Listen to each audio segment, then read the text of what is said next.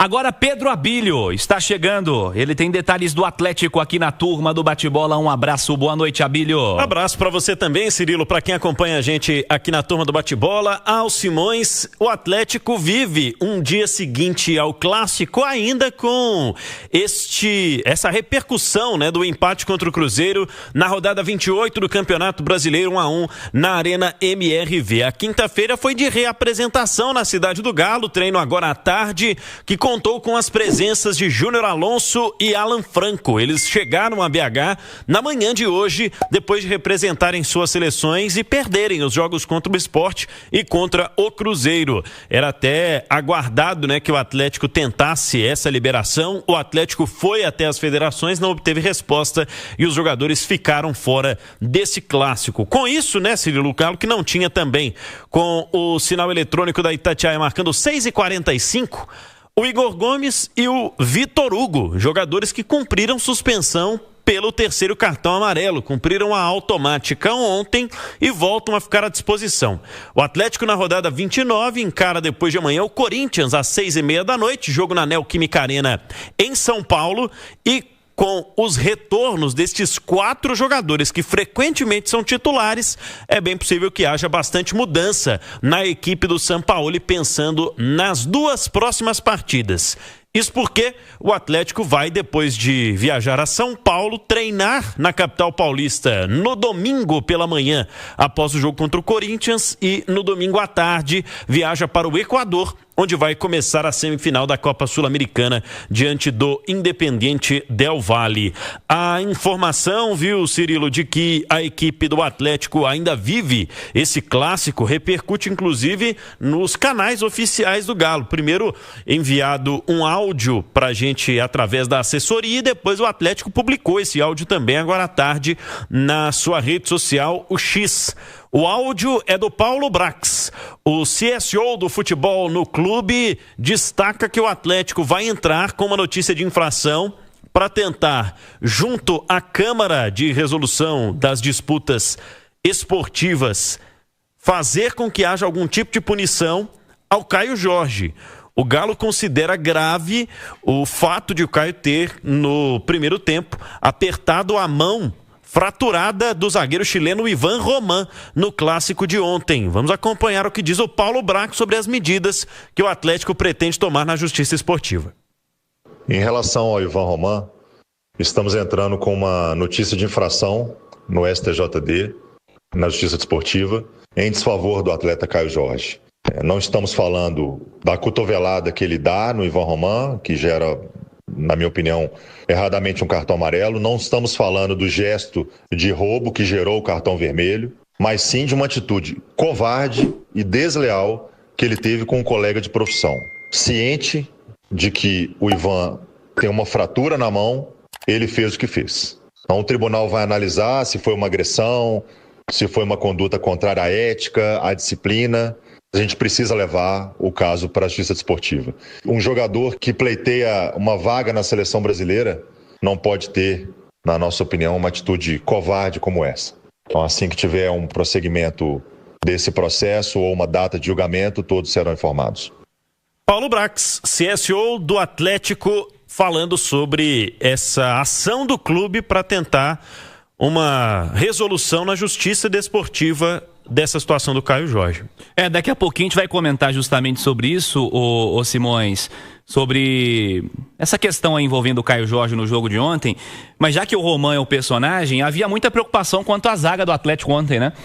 E você acredita que a turma toda se comportou bem, Simões? Sem dúvida, Cirilo, os 2 zagueiros foram muito bem, tanto o Roman quanto o Juan, que inclusive fez o gol, né? Eu acho que o time do Atlético, num todo, funcionou muito bem. Teve alguns jogadores num nível mais baixo, mas o Atlético jogou melhor do que o Cruzeiro, merecia vencer o Cruzeiro, porque no primeiro tempo, que foram 11 contra 11, o Atlético foi superior ao Cruzeiro. O Cruzeiro praticamente não chegou na área do Everson na primeira etapa. O Atlético foi muito mais efetivo. Acho que a estratégia do Jorge Sampaoli, além de funcionar melhor, eu vejo o Sampaoli conseguindo recuperar jogadores importantes do Atlético, tá? O Bernard já vive esse processo há mais tempo e eu acho que fez um bom jogo ontem. O Dudu fez um bom jogo ontem. O Arana tá voltando a ser o Arana, tá fazendo uma boa dobradinha com o Dudu, os dois garotos da zaga. O Saravia é muito bom jogador, tá? É um jogador muito, muito útil. Assim, eu não consigo nem entender como que o Cuca botava ele no banco do Natanael no início da temporada. Não entendo. Pra mim, eu comentei isso ontem durante o jogo com a Nath e com o Alê, fora do ar. Bom que você tá lembrando.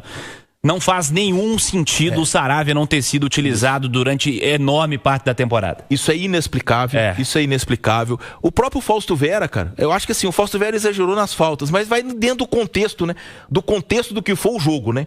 O contexto do jogo era esse, o árbitro estava mais, não sei, completamente perdido. Eu acho que ele não tinha muita noção do que ele estava fazendo dentro do campo ali da Arena MRV. Mas então foi isso, cara. Eu acho que assim, eu acho que o Atlético, é verdade que eu acho que o Rony continua devendo, né? O Biel continua devendo.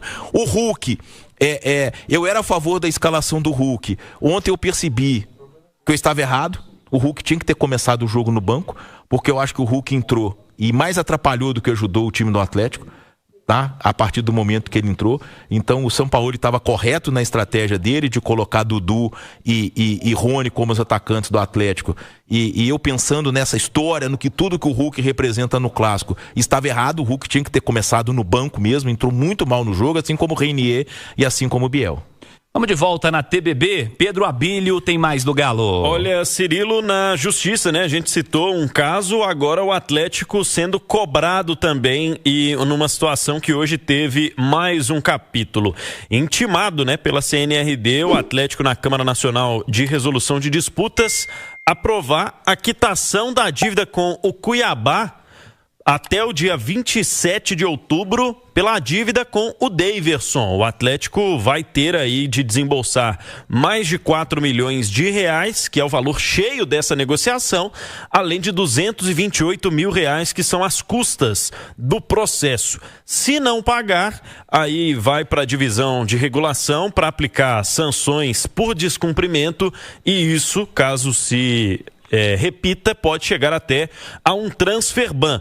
O Atlético não quis se pronunciar, né? Diz que vai via justiça também tratar essa situação, mas o fato é que das parcelas o Daverson quitou apenas a primeira, 500 mil, tem os 500 mil vencidos em 15 de setembro e em 31 de março de 2025, 1 milhão e 500 mil reais.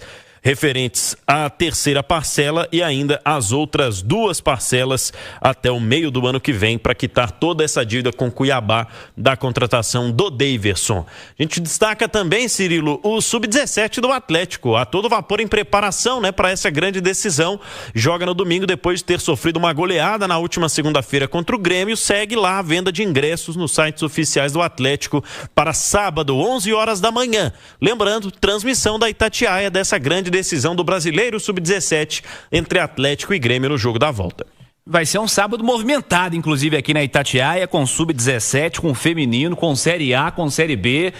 Sabadão, salve quem puder, hein? Estaremos juntos no Sabadão da Itatiaia. Não é o meu caso.